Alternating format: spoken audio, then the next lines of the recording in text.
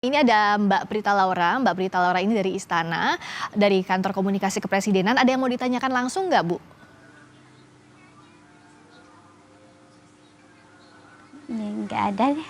Oke, kalau gitu tadi pertanyaannya Bu Risna soal belum bisa untuk 3 kilogram dijual kembali, Mbak Prita harus kemana ya untuk mengonfirmasi ini? Karena kalau tadi kata Bu Risna kan dari agen juga belum ada ya disalurkan lagi gas melonnya ini, Ya. Mbak Prita.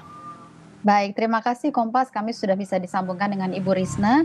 Ibu Risna, nanti kami minta nomor kontaknya Ibu ya, untuk kami juga bantu laporkan juga ke Pertamina. Ibu Risna, Bapak Presiden Prabowo memerintahkan bahwa Ibu Risna sudah bisa jualan lagi. Sudah bisa jualan lagi, Bu. Nah, sekarang kami akan membantu untuk memastikan agar kemudian nanti Ibu bisa kemudian mendapatkan kembali cadangan begitu untuk kemudian dijual untuk gas LPG ini. Namun Bu Risna, tolong Bu Risna juga kemudian mengikuti untuk kemudian mendaftar menjadi agen begitu ya. Di mana nanti Ibu harus melakukan beberapa pendaftaran yang sebenarnya sangat mudah. Jadi ada syarat dokumen, hanya cukup dokumen-dokumen yang sebenarnya sangat mudah. Kemudian nanti Ibu bisa mendaftar, nanti ada bimbingannya begitu ya di situs OSS, dan kemudian Ibu mendapatkan nomor induk berusaha.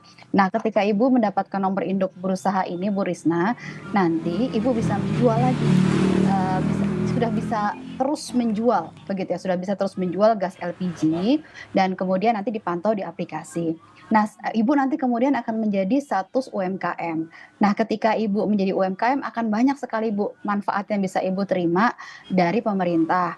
Contohnya misalnya jika dibutuhkan tambahan pendanaan begitu ya, modal. Untuk UMKM ada program-program pemerintah untuk bisa memudahkan mendapatkan tambahan modal, Bu Risna.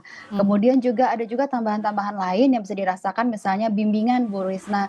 Jadi Bu Risna ada bimbingan-bimbingan pemerintah yang bisa diberikan ke Bu Risna, bagaimana bimbingan pengelolaan keuangan, mengembangkan usaha. Jadi Bu Risna nantinya semoga insya Allah Bu, Ibu bukan hanya jadi sekedar berjualan begitu pengecer, tapi nanti bisa naik kelas jadi UMKM dan bisa mendapatkan berbagai fasilitas dari pemerintah. Jadi Ibu usahanya bisa lebih lancar lagi, Bu.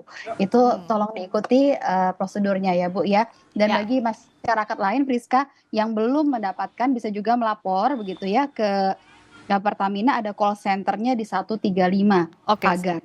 Ya. 135 ya Mbak Prita ya, kalau belum mendapatkan atau kalau belum bisa berjualan normal kembali, itu bisa menghubungi Pertamina 135 begitu? Iya, iya.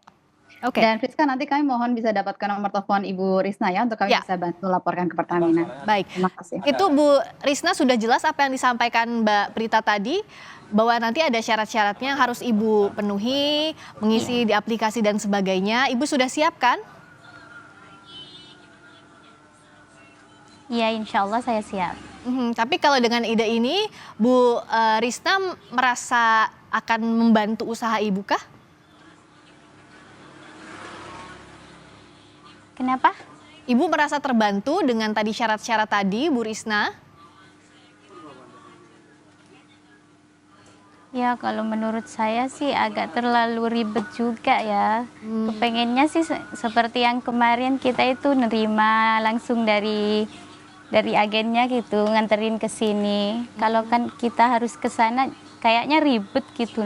Oke, mungkin Bu Risna bisa sampaikan langsung ke Mbak Prita sebelumnya seperti apa dan kenapa Mbak Risna tadi menganggapnya ini lebih ribet dibandingkan sebelumnya. Silakan.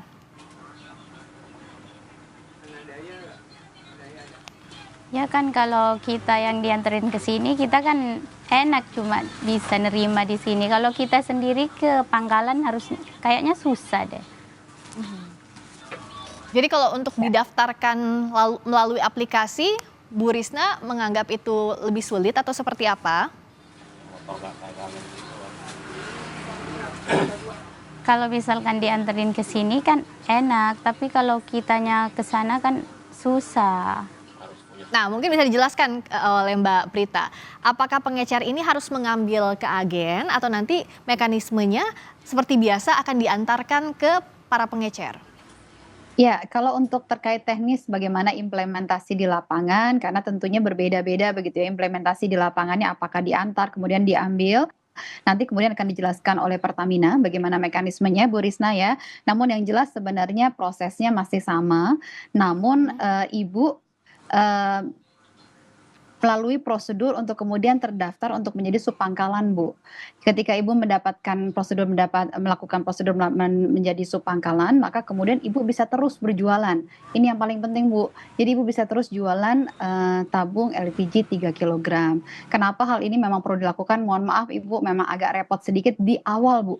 Di awal karena harus kemudian mendaftarkan dalam bentuk dokumen, memasukkan dokumen ke aplikasi ke OSS ya, yang kemudian itu juga akan dibimbing dan itu mudah sekali sekarang ya ketika UMKM mendaftar di OSS ini hanya butuh beberapa jam saja untuk kemudian nanti bisa mendapatkan nomor induk berusaha. Jadi sedapat mungkin pesan Presiden adalah bagaimana kita memudahkan layanan publik ini, memudahkan publik untuk kemudian mengakses layanan pemerintah, tidak memberatkan. Jadi semoga ini bagi Bu Risna juga tadi, hanya di awal saja untuk berbagai prosesnya, untuk mendaftarkan, namun setelah itu Bu, manfaatnya banyak sekali Bu. Ibu bisa terus berjualan tabung LPG 3 Putus. kilogram dan kemudian Ibu juga bisa mendapatkan manfaat-manfaat lain jika Nggak ada menjadi suara. UMKM Ibu. Oke. Nggak ada. Nah, Bu Risna ini, di mana Ibu Risna tepatnya? Di Jakarta Baratnya? Boleh diberitahukan? Oh, tampaknya ada kendala sedikit dulu, kita perbaiki kembali komunikasi dengan Mbak Risna. Tapi kan Mbak Prita tadi saya menangkap apa yang disampaikan Bu Risna, tapi juga menangkap apa yang maksud disampaikan Mbak Prita bahwa agar semua sub pengecer ini bisa terdata, jadi harganya bisa dikontrol, juga distribusi bisa terkontrol dengan baik. Nah, tapi untuk secara teknis seperti ini, karena jumlah pengecer kan banyak sekali. Bagaimana agar pemerintah dan para pihak terkait bisa membantu prosesnya agar tadi yang Bu Risna katakan kok kayak ribet di awal, ini bisa diatasi? Ya, tentunya, terkait dengan teknis nanti Pertamina akan membimbing satu persatu begitu ya, untuk akan memberikan, penjelasan kepada, para pengecer yang kemudian nanti ini semuanya didorong, jumlahnya ada 375.000 Friska. Hmm. 375.000 pengecer di seluruh Indonesia, tentunya ini pakai proses begitu ya. Ya. Kita tidak bisa menghitung dalam hitungan 1-2 hari, pasti ada 375.000 ini di seluruh Indonesia. Jadi butuh proses untuk melakukannya, Bu Risna mohon bersabar dulu ya. Tapi yang jelas Ibu tetap bisa jualan. Karena itu yang disampaikan oleh Presiden adalah seluruh pengecer bisa kembali aktif berjualan. Jadi Ibu nanti bisa juga datang ke, kemudian di agen besar begitu ya, untuk kemudian nanti, mengambil barangnya dan melakukan prosedur-prosedur yang ada. Jadi di awal memang bagaimana kemudian mendeteksi pengecer-pengecer yang ada ini juga dari itu, dari bagaimana komunikasi dilakukan, kepada, tadi agen-agen besar begitu ya, pangkalan tersebut begitu ya, untuk kemudian, mengetahui sub-sub pangkalan mana saja di bawah koordinasinya. Hmm. Jadi memang kalau kita melihat ya, Ya.